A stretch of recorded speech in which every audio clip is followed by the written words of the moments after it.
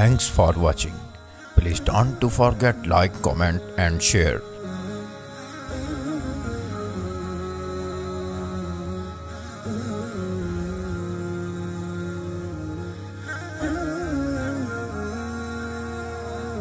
مفتی Mubashir Ahmed Rabbani Islamic scholar. کیا پیدا ہونے والے بچے کے کان میں اذان دینا سنت سے ثابت ہے؟ یہ بھی علماء کا عمل چلا آ رہا ہے.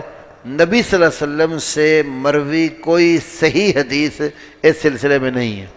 ایک روایت بیان کی جاتی ہے کہ حسن و حسین رضی اللہ عنہ کی جب ولادت ہوئی تو ان کے دائیں کان میں اذان اور بائیں کان میں اقامت کہی گئی، ترمذی ابو داؤد وغیرہ کے حوالے سے، لیکن وہ روایت بھی پایا ثبوت تک نہیں پہنچتی.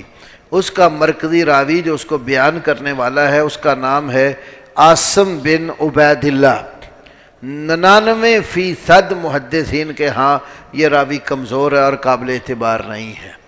نہ ہی کسی صحابی کا کوئی عمل ملتا ہے، نہ ہی کسی تابعی کا کسی سند سے ثابت ہے. اس کے بعد آ کر علماء میں وہ اس کمزور روایت کی وجہ سے یہ عمل شروع ہو گیا ہے اور چلتا چلا آ رہا ہے.